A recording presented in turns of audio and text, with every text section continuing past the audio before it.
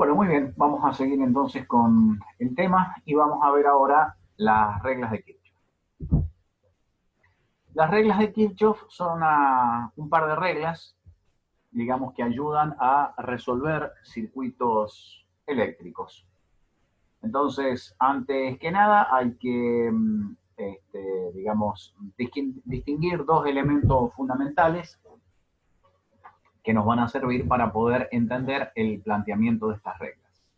El primero es el concepto de nudo eléctrico. Nudo eléctrico simplemente es la unión de dos o más ramas que vendrían siendo prácticamente cables, digamos, que se conectan en un punto en común y que forman parte de esa red de conexionado, esa red topológica que conforma un circuito eléctrico. El segundo concepto es el concepto de malla. Acá tenemos una malla, es cualquier trayectoria cerrada que se puede identificar en un conductor, en un circuito eléctrico y por el cual obviamente puede circular corriente. Estos dos conceptos nos ayudan a entender la formulación de las dos reglas de Kirchhoff. La primera es la regla de los nudos eléctricos y dice que la suma algebraica de todas las corrientes en un nudo eléctrico siempre es cero. Una formulación alternativa o una definición alternativa podría ser la suma de las corrientes que entran en un nudo eléctrico es exactamente igual a la suma de las corrientes que salen en un nudo eléctrico. No es difícil de entender este concepto, puesto que hay que recordar que hay un principio fundamental que es el principio de conservación de la carga. Entonces supongamos que acá tenemos un nudo eléctrico y que hay una corriente que llega al nudo y dos corrientes que salen. La corriente que llega tenemos que entenderla o tenemos que verla como un flujo de carga que está llegando a ese nudo. Y lo mismo la corriente o las corrientes que salen. Ahora bien, un nudo es simplemente un punto de conexión del circuito, es decir, es un elemento absolutamente pasivo. Por lo tanto, no hay ningún mecanismo por el cual la carga en un nudo eléctrico pueda crearse o destruirse. Luego, toda la carga que entra es igual a toda la carga que sale. Todas las corrientes que entran tienen que ser igual a toda la suma de las corrientes que salen. Simplemente expresa eso. La segunda regla es la regla de las mallas eléctricas y también el concepto es bastante sencillo. Si yo recorro la malla en forma imaginaria, en un sentido determinado, que cuando tengamos que aplicarlo esto como metodología de resolución de circuitos, vamos a ver que la elección del sentido de circulación es absolutamente arbitrario. Lo que tiene que suceder es que la suma de todas las energías a lo largo de la malla, de todos los elementos que conforman la malla, tiene que ser igual a cero. Tiene que ser igual a cero porque hay que distinguir dos tipos de forma de dar energía a la malla, de encontrar energías en los elementos que constituyen la malla. Una son las energías que son aportadas a la malla, básicamente por fuentes de alimentación, por elementos activos, y energías que son consumidas por los elementos que constituyen la malla en los elementos pasivos. Entonces, por ejemplo, acá tenemos una malla. Está conformada por un circuito cerrado o por un camino continuo para la circulación de la corriente. Si yo hago la suma de las energías que se aportan a la malla y de las energías que se consumen en la malla, evidentemente todo eso me tiene que dar igual a cero. La suma de las energías de la fuente 1 y de la fuente 2 tienen que ser iguales, la suma de las energías aportadas por estas fuentes tienen que ser iguales a la suma de las energías consumidas en la resistencia R1 y R2. Y así para cualquier malla. Hay que acordarse que hablar de energía o de diferencia de potencial es totalmente equivalente. El potencial es la magnitud eléctrica ¿no es cierto?, que nosotros vamos a estudiar y que hemos definido como descriptiva de la energía en un circuito eléctrico. Muy bien, entonces con estas dos reglas ya podemos afrontar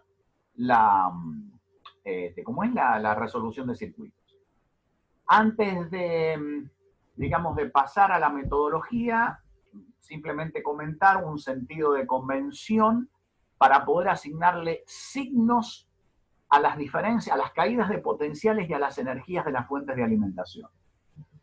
Yo, evidentemente, para poder aplicar el método, sobre todo aplicar la regla de las mallas, voy a tener que elegir un sentido de circulación arbitrario de esa malla. Bueno, la fuente de alimentación, que el signo de la FEM que va a ser aplicada por una fuente de alimentación, la voy a considerar positiva si sucede esto. El sentido de recorrido es de negativo a positivo atravesando la fuente, y negativo en caso contrario. Y en el caso de las diferencias de potencial, la caída de potencial en ese elemento va a ser positiva si el sentido de recorrido es de negativo a positivo. Es decir, lo mismo que la fuente de alimentación. Negativo en sentido contrario. Muy bien. Entonces acá tenemos una metodología, una estrategia para poder resolver circuitos aplicando las reglas de Kirchhoff. Esto va a ser mejor verlo en como es en un ejemplo. Acá tenemos, digamos, un circuito. Básicamente está compuesto por, es decir, lo podemos ver, porque tampoco es una, digamos, es una cosa, digamos, como es única. Podemos ver este circuito compuesto por distinta cantidad de mallas. De alguna manera estaba indicado acá en este circuito anterior. Acá tenemos, uno podría decir que este circuito está compuesto por dos mallas, tomando o viendo que acá hay un camino continuo de circulación de corriente, una trayectoria cerrada, y que acá tenemos otra trayectoria cerrada, pero nada impide mirar una tercera trayectoria cerrada que sería esta de acá. Entonces la pregunta es, cuando nosotros consideremos que un circuito está constituido por mallas, ¿qué criterio tenemos que adoptar? Bueno, el mejor criterio es suponer que el circuito está compuesto o está descrito íntegramente por la menor cantidad de mallas posibles que podamos admitir. Es decir, en este circuito nosotros podemos ver tres mallas, porque podemos ver tres trayectorias continuas. Sin embargo, la mejor forma de entenderlo es por la menor cantidad de un circuito constituido o armado por la menor cantidad de mallas posibles, que vendría siendo 2. Muy bien. Perfecto. Bueno, vamos entonces a empezar a resolver, a ver ejemplos sencillos de resolución. Acá tenemos un circuito sencillo. Esto vendría siendo un circuito compuesto por una sola malla eléctrica. Tenemos dos fuentes de alimentación conectadas a la malla, con sus respectivas FEM y sus resistencias internas, y dos resistencias externas conectadas a la misma de 3 y 7 ohms. Entonces, se pide que en el circuito de la figura calculemos la corriente en el circuito, la diferencia de potencial entre el punto A y B y la potencia de salida de la fuente de alimentación. Muy bien, para calcularlo primero lo que tenemos que hacer es encontrar es plantear la ecuación de mallas de este circuito, es decir, que la suma de todos los potenciales encontrados al recorrer la fuente en un sentido convencional sean igual a 0. Entonces, adoptamos el sentido de recorrido en el sentido antihorario y teniendo en cuenta, en función del sentido elegido y la convención de signos para las fuentes y las caídas de tensiones, vamos a decir que la FEM de 12 voltios va a ser positiva porque el sentido de circulación, el sentido de recorrido atraviesa la fuente desde el borne negativo hasta el borne positivo a través de ella. En la FEM de 4 voltios va a ser negativa, porque es el sentido contrario, y todas las caídas de tensión, suponiendo que el sentido de recorrido coincide con el sentido hipotético de circulación de la corriente, van a ser negativos porque van de el punto de mayor potencial hasta el punto de menor potencial. Entonces, con ese criterio, con esa convención de signos, tenemos la fuente de alimentación de 12 voltios positiva, la fuente de alimentación de 4 voltios negativa, Y las otras, las caídas de tensión, podemos ver que con el sentido elegido, con el criterio elegido, van a ser caídas de potencial negativo. Todo eso tiene que ser igual a cero. Entonces de acá tenemos una sola ecuación con una sola incógnita. La incógnita obviamente es la corriente de la malla, del circuito. La despejamos y obtenemos un valor de 0,5 amperes. Lo segundo que pedía era calcular la diferencia de potencial entre el punto A y el punto B. Bueno, esto lo podemos hacer de dos formas. Tenemos dos métodos para poder calcularlo.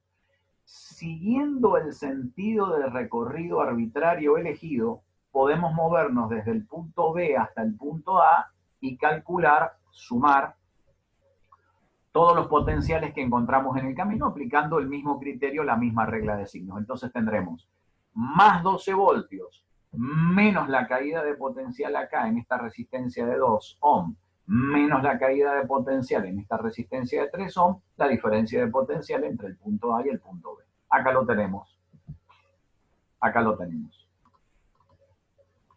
El potencial de la fuente positivo, la caída en la resistencia de 2 ohm, la intensidad de corriente por el valor óhmico, la caída de tensión o de potencial en la resistencia de 3 ohm. Valor total, 9,5 voltios. La otra posibilidad es aplicar el mismo criterio y movernos desde el punto A hasta el punto B. Otra vez, el sentido de circulación, el de recorrido, coincide con el sentido de circulación de la corriente en esta resistencia, por lo tanto esta caída de potencial va a ser negativa y el de esta fuente va a ser negativa y el de esta resistencia va a ser negativo. Entonces, planteando la ecuación, todos por valores negativos, o bien haciendo la suma valores positivos, 4 más la caída de tensión en la resistencia de 7 más la caída de tensión en la resistencia de 4 me da un total de 9,5 voltios. Bien. Y lo tercero era la potencia de salida en la fuente de alimentación. La potencia de salida es el producto de la tensión o la FEM de la fuente multiplicado por la corriente. Entonces directamente aplicamos 12 voltios, perdón, tenemos dos fuentes de alimentación, ¿no es cierto? 12 voltios por 0,5 amperes son 6 vatios, menos 4 voltios, porque es signo negativo por el sentido, por la convención elegida, por 0,5 amperes menos 2 vatios. ¿Qué significa este valor de potencia positiva? Significa que la fuente de 12 voltios entrega energía al circuito, mientras que este valor negativo está indicando que la fuente de 4 voltios está consumiendo energía del circuito. Acá hay que aclarar algo. Observarán ustedes que estamos calculando la potencia teórica, porque estamos tomando en cuenta la FEM de la batería, ese valor ideal. Si quisiéramos calcular la potencia real, a esta potencia, digamos, producida por la FEM teórica, tenemos que restarle la potencia consumida en la resistencia interna de cada una de las baterías.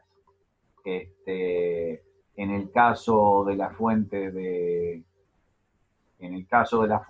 12 voltios sería 12 voltios por la corriente, 0,5 amperes, menos 0,5 amperes elevado al cuadrado por 2 ohm, que es la potencia que se consume en la resistencia interna de esa batería. Lo mismo pasa con la resistencia de 4, perdón, con la resistencia de 4 ohm para la fuente de 4 voltios.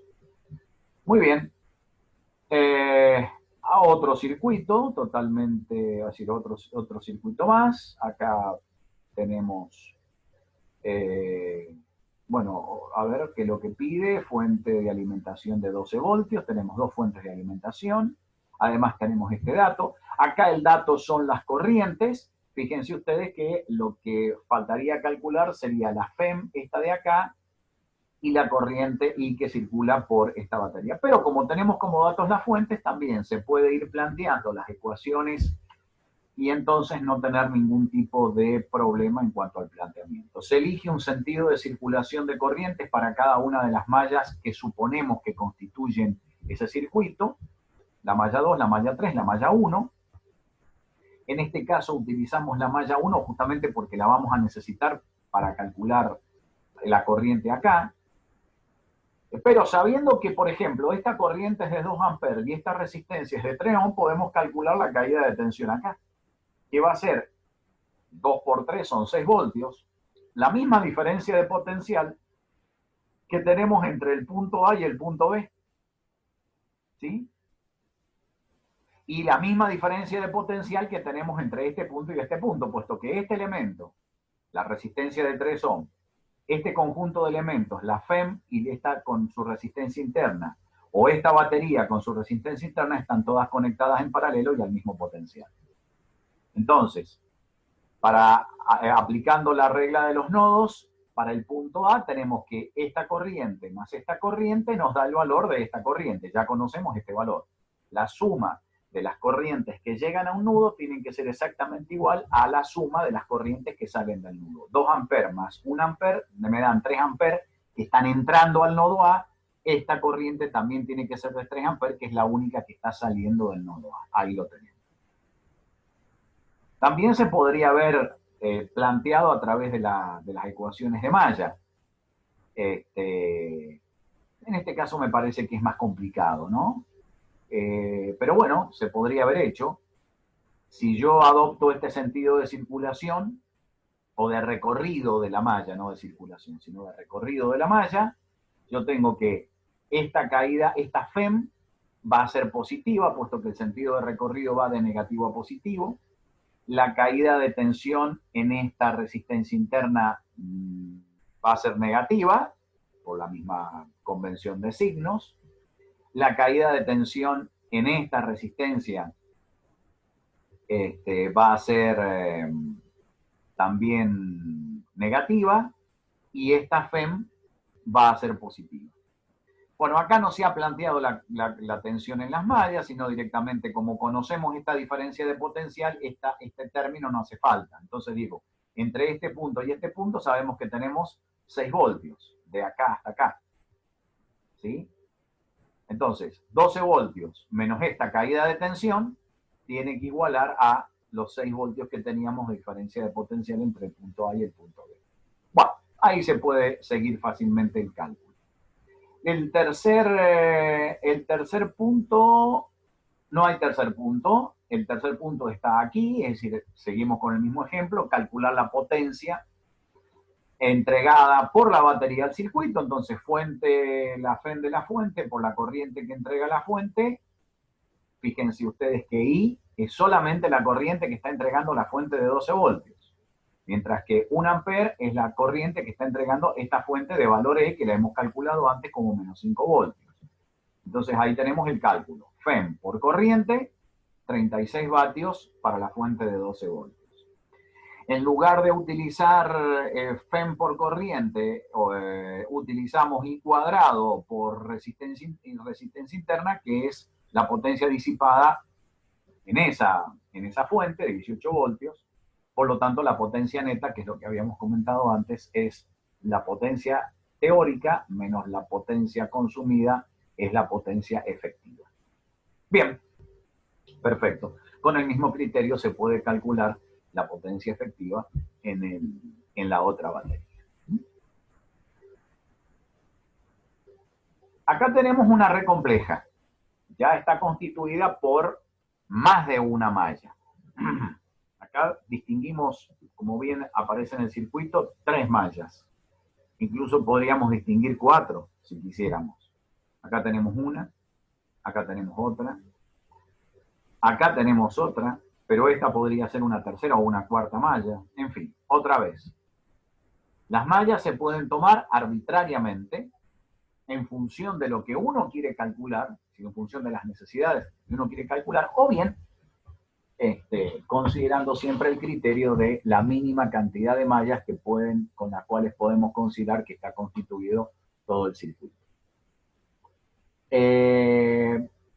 Acá entonces está mostrando este circuito. Este circuito tiene un nombre especial, se llama circuito tipo puente. Ya lo van a ver ustedes en el laboratorio y las aplicaciones prácticas que tiene este circuito, pero por ahora simplemente es una topología especial de un circuito cualquiera.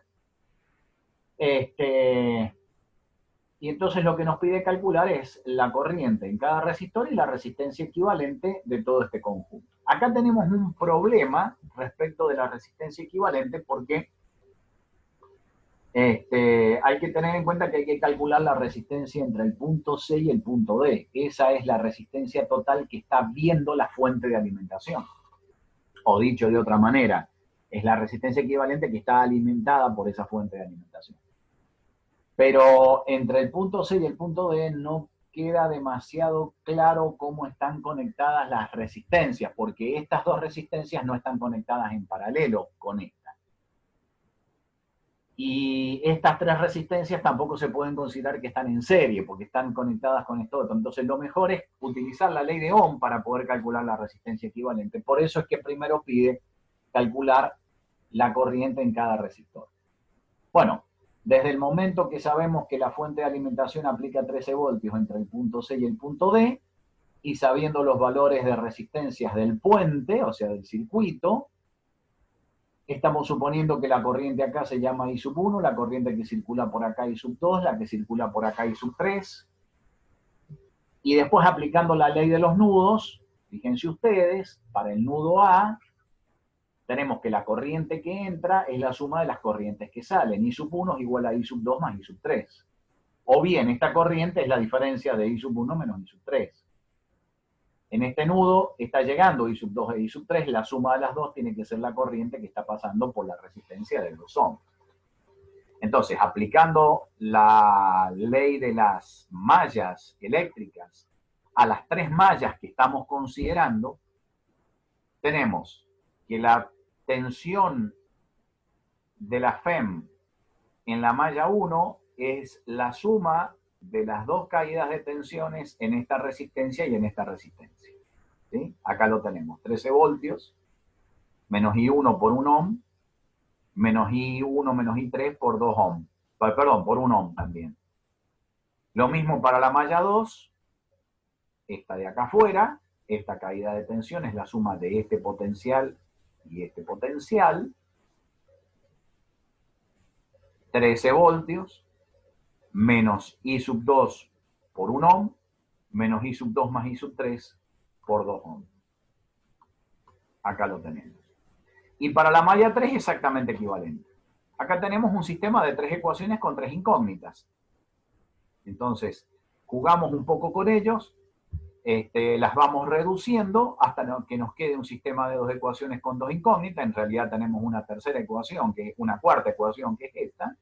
Llegamos a este sistema de dos ecuaciones con dos incógnitas, las resolvemos y obtenemos el valor de la corriente I sub 1.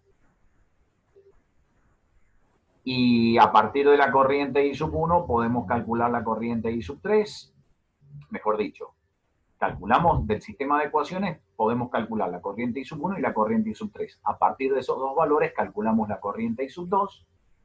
Y entonces lo que tenemos acá es, conociendo las corrientes, sabemos que la corriente que está pasando por la fuente de alimentación es I sub 2 más I sub 1, ¿no? Las corrientes que llegan al nudo D, esta y esta, es igual a la que sale. I sub 1 menos I sub 3 más I sub 2 más I sub 3 es I sub 1 más I sub 2. La resistencia equivalente total es la tensión entre el punto C y el punto D y la corriente que circula por el equivalente, que es esta de acá.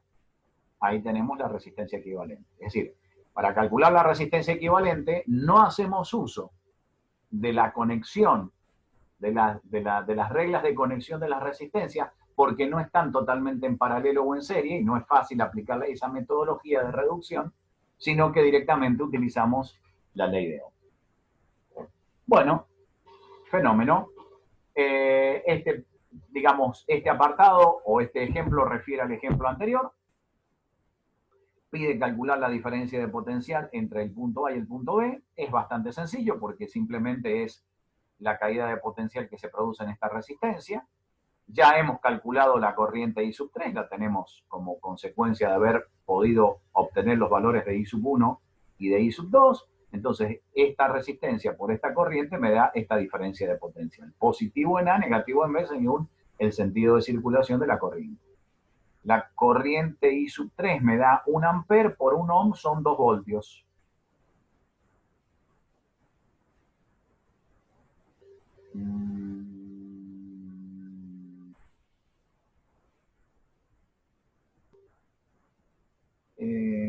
Pap, pap, pap, pap. Aquí hay algo que está...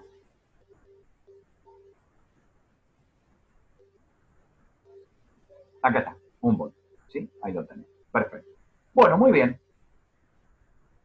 Fenómeno. Entonces con eso terminamos rápidamente de ver resolución de circuitos. Es decir, con esto tenemos por lo menos las herramientas básicas como para poder afrontar la resolución del planteamiento de las ecuaciones y la resolución de circuitos. Solamente nos hemos movido con ley de Ohm y las leyes de Kirchhoff para poder resolver cualquier incógnita. Resolver cualquier incógnita en circuitos eléctricos se refiere básicamente a encontrar los valores de tensión o de corriente o de resistencia que podrían estar faltando o podrían estar, digamos, siendo necesario calcular. Muy bien, entonces dejamos acá por el momento.